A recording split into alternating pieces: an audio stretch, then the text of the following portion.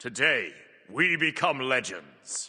Today's Titan Talk covered a recent balance patch, some changes to wandering markets, the game being, quote, ready to grow, and a whole lot more. So without further ado, let's jump into the recap. First up, Pele's aspect is now live, which aims to shift her into a more tanky or bruiser playstyle, and Scylla is now on the free rotation for this weekend if you want to try her out and don't own her. Baron's aspect will also go live on Monday as scheduled. Next up, we have a fairly sizable balance hotfix to go over that went live yesterday with some nerfs to overperformers. First up, Bloodbound Book is getting a 100 gold cost increase, a lifesteal reduction from 17% to 15%, as well as reduced max health and intelligence contribution to the shield. Definitely a good change. I think this item was giving shields upwards of 700 health by late game. It was kind of insane. Agni aspect is also getting a nerf with the double combustion stacks from crits being straight up removed, so you now just get one stack of combustion per basic attack no matter what. This is definitely a good nerf, and it will hurt his ability burst damage, which is a large part of why this guy feels so oppressive in my opinion, but it's possible he might need more than this to bring him in line. Anubis is also getting a nerf to his passive lifesteal, going from 6% per stack to 4%, which is a pretty big deal. This stacks up to 8 times when he gets really low, so that went from 48%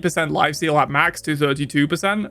A bit of a nerf out of nowhere, to be honest. I don't think Anubis was particularly like a massive overperformer, but maybe their data suggests otherwise. Apollo aspect is also getting hit with the free cast of his 1 now costing up to 40 mana when it was free before, and the health from items contribution to its damage has been lowered from 15% to 10%. Also, the shield on his 2 was nerfed from 60 to 220 down to 50 to 190. Barry is getting another nerf as well, with her 3 going from 15 seconds flat cooldown to 17 seconds scaling down to 15 based on rank, which should definitely impact her early game and wave clear quite a bit. And finally, Scylla's 2 got a small change to make it so you can't detonate it quite as quickly as you could before, and her intelligence per max ability has gone down from 25 to 20, so 100 total to 80 total. That's it for the balance patch though. Kilgoon also mentioned that they are doing away with classic skin tokens as they felt they were a little cumbersome, as there are a lot of skins that are technically classic skins like Divine Legacy, but you can't use the token on them and people are getting very confused about it. So there won't be any more classic skin tokens, just classic skin chests in the wandering market, and anyone who has a classic skin token when this change goes live next update will receive 2400 legacy gems instead, which is the highest cost of any classic skin in the game. They also mentioned that they are changing wandering market coins to be purchasable 100% with legacy gems instead of currently where they are half legacy gems, half diamonds. They aren't changing the earn rate of market coins at all. They said they're pretty happy with that at the moment, but they just wanted to let players get coins with purely legacy gems and not have to spend diamonds on those. That's all for the announcements at the top of the show though. Let's move into the Q&A section. So first up, someone asked about a recent Reddit comment made by Kilgoon that, quote, the game is ready to grow and what that means. And Kilgoon explained that he thinks the last year or so of development since the launch of Smite 2 has been really focused on getting the game into a good state in terms of core gameplay and it just being fun to play. Whereas now they're in a much more solid spot in that regard and can begin focusing more on things like the new player experience, marketing, quality of life features, and polish that can really help the game grow. Someone asked if Prisms have changed the thought process on porting classic skins at all for the team, and Kilgoon said not really. He thinks they more so take a skin that they were already going to port and then make Prisms for it, not the other way around. On that note, Kilgoon also mentioned that Guan Unicorn will be getting Prisms when it comes to the game soon. Someone asked if they would give Totem of Death and Oathsworn Spear the Executioner treatment, where they give whichever core stat is higher, and Kilgoon said they would be open to it, but they also want there to be trade-offs and differences between build styles and not just every playstyle having access to the same item pool, so they want to find a balance with that. There was a question about how many all-new gods are in development right now, and Kilgoon said 2 that are in actual development, like seriously, which I assume is the H God and the other all-new god that is going to be coming before the H God at some point this year due to him being delayed. He did mention that their focus right now though is more so on porting gods than making all-new gods, as they feel that will please the most players at the moment, and having a hyped up brand new god release, while nice, isn't really the best thing they could be doing with their time for the game state right now. Someone mentioned the annoying bug where you need 1 more gold than the item actually costs to be able to buy it. They said they're aware of that and agree it's very annoying, so they're going to look into fixing it as soon as possible. There was a question of if SR decay is active in ranked, and if not, could they add it? And Kilgoon said he's not sure, but he agrees that it probably should be there if it isn't already. I'm personally pretty sure it's not unless it was added very recently. Someone asked what the process is in terms of reports and getting banned, and Isaiah's explained that reports will be filed, and if enough come up for that same player, then they will take a look into it with an agent, and they have tools that allow them to see what players were doing throughout the match and potential infractions, and those will get flagged. So like if the tool sees that one player spent 60% of the entire match in the fountain, they will get flagged, and when the team member looks at it, they can easily see that that was an issue and take some action on it. They also, of course, have access to all the chat logs from all of players' different matches and stuff like that, so they can look through to see if there was harassment or whatever. Someone asked crossovers when, and Kilgoon said they generally don't think crossovers will be useful for the game right now. They're cool, of course, but from their side of things, crossovers are also about player acquisition and getting new faces to check out the game that might not have done otherwise. And with the current state of the game, and especially the new player experience, they feel like a lot of those new players coming in to check out a crossover wouldn't have a good experience right now. But as mentioned earlier in the show, the new player experience is something they are now putting a lot more focus on compared to like the last year of development or so. So once that is up to speed, crossovers will be looked at more seriously. Someone also asked about a SpongeBob crossover, and Kilgoon said they did try multiple times to get that, but the IP holders don't want to include him in any games that are focused on combat, so we won't be getting a SpongeBob crossover most likely. There was a question of if Prism tech could be employed to let players select a static version of a certain tier 5 evolution, and Kilgoon said that is definitely something they've talked about internally, and while it would be a good bit of extra work, it could be valuable to do so. And finally, Kilgoon did mention that of course Monday will be the big OB12 reveal with Ganesha, Scylla, Ganesha aspects, the Independence Day event, and cosmetics, and a bunch of other stuff, so don't forget to subscribe here to catch my recap of that. But that's everything discussed on today's Titan Talk. Don't forget to drop a like before you leave, and I'll catch you guys for another one later on. Have a great day,